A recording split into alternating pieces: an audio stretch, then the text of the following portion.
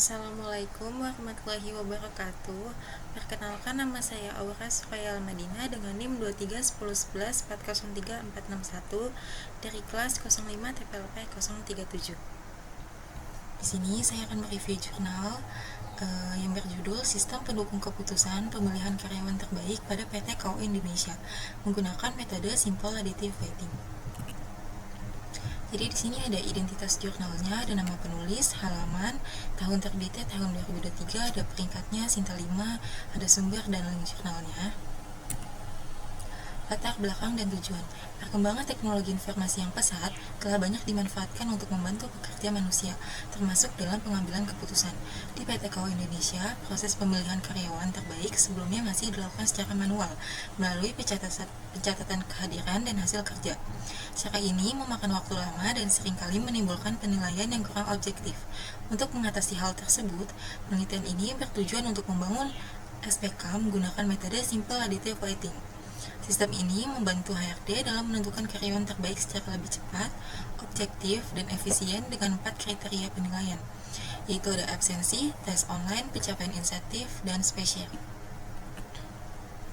Lalu di sini ada landasan teori sistem pendukung keputusan. Menurut Kusrini tahun 2019, SPK adalah sistem berbasis komputer yang digunakan untuk membantu pengambilan keputusan dengan mengelola data menjadi informasi yang berguna. Yang kedua, metode Simple Additive Weighting. Menurut Fisbum tahun 1967 dan Kusuma Dewi tahun 2019, metode SAW merupakan salah satu metode pengambilan keputusan multi kriteria yang paling sederhana. Metode ini bekerja dengan cara memberikan bobot pada setiap kriteria, lalu menghitung nilai total dari masing-masing alternatif. Nilai tertinggi menunjukkan alternatif terbaik. Lalu yang ketiga, ada konsep penilaian karyawan. Menurut Handoko tahun 2018, penilaian karyawan dilakukan untuk mengukur sejauh mana kinerja individu sesuai dengan standar yang telah ditetapkan perusahaan.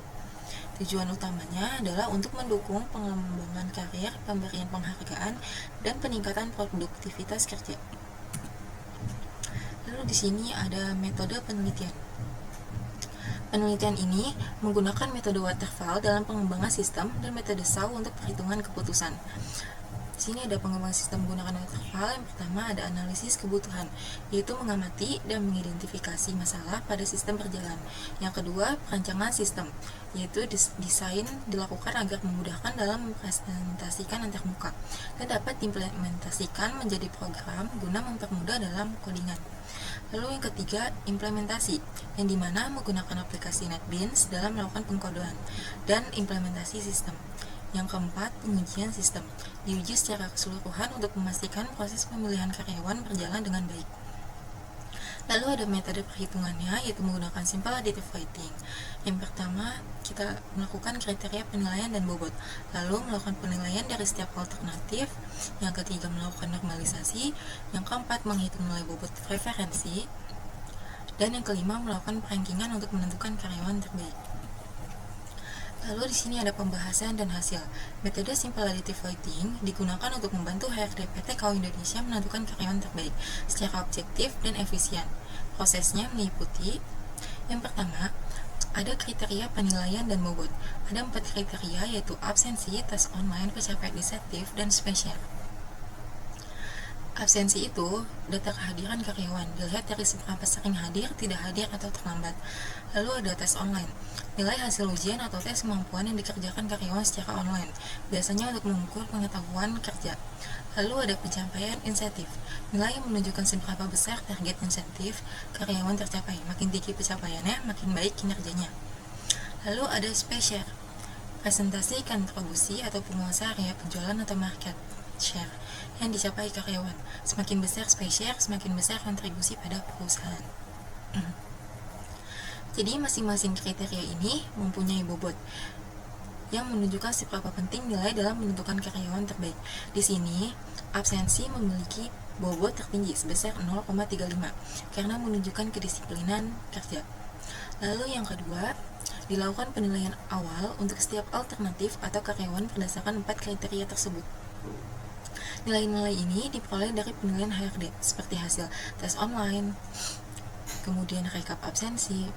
Hasil penilaian awal ini nantinya akan kita olah menggunakan metode Simple Additive Weighting untuk menentukan siapa yang paling unggul. Jadi setelah ini kita akan melakukan untuk proses normalisasi agar semua nilai berada dalam skala yang sama. Lalu kita melakukan normalisasi. Tujuannya agar semua nilai dari kriteria bisa dibandingkan dengan skala yang sama. Jadi karena setiap kriteria punya satuan dan rentang nilai berbeda, maka nilai setiap karyawan ini dibagi dengan nilai tertinggi pada masing-masing kriteria. Jadi nilai karyawan ini kita bagi dengan nilai tertinggi pada masing-masing kriteria. Jadi nilai absensi tertinggi, tes online yang paling tertinggi, pencapaian inisiatif yang paling tertinggi, dan spesial tertinggi. Jadi tinggal kita bagi. Lalu selanjutnya menghitung nilai bobot preferensi. Setelah tahap normalisasi, nilai bobot masing-masing kriteria dikali dengan nilai normalisasi. Jadi nilai bobot masing-masing kriteria, nilai bobot ini kita kali dengan hasil nilai normalisasi ini. Di sini saya menggunakan data Cici Devriani. Jadi kemudian habis sesudah dikali dengan nilai normalisasi, kita jumlahkan untuk mendapatkan nilai preferensinya. Jadi kita lakukan hal yang sama untuk Fitri, untuk Nova, Minarti, dan Naili. Jadi setelah menghitung nilai preferensi dari semua karyawan, diperoleh peringkat berdasarkan nilai tertinggi hingga terendah. Karyawan dengan nilai preferensi tertinggi dinyatakan sebagai karyawan terbaik. Jadi di sini kelihatan karyawan dari nilai preferensi tertinggi hingga terendah. Jadi yang paling tertinggi itu bakal dinyatakan karyawan terbaik. Jadi di sini ada Cici Devriani yang paling tinggi. Dengan melihat peringkat ini, sistem mempermudah bagian HRD dalam menentukan hasil akhir tanpa perlu melakukan perhitungan manual. Selain itu, hasil dari sistem sejalan dengan penilaian manual, sehingga sistem ini dianggap valid dan efektif untuk diterapkan dalam proses pengambilan keputusan di perusahaan. Kelebihannya, sistem dapat mempercepat proses penilaian karyawan terbaik, hasil perhitungan menjadi lebih objektif dan akurat karena berbasis metode simple additive weighting. Tampilan sistem sederhana, mudah digunakan oleh bagian HRD. Hasil peringkat sistem sesuai dengan hasil penilaian manual, membuktikan sistem valid dan efektif. Kekurangannya, sistem hanya bisa digunakan untuk kriteria yang sudah ditentukan, belum bisa menambahkan kriteria baru. Lalu sistem berbasis desktop sehingga belum bisa diakses secara online. Penilaian hanya fokus pada aspek tertentu, belum mencapai penilaian perilaku atau soft skill karyawan, dan tidak menampilkan grafik atau visualisasi hasil penilaian secara interaktif.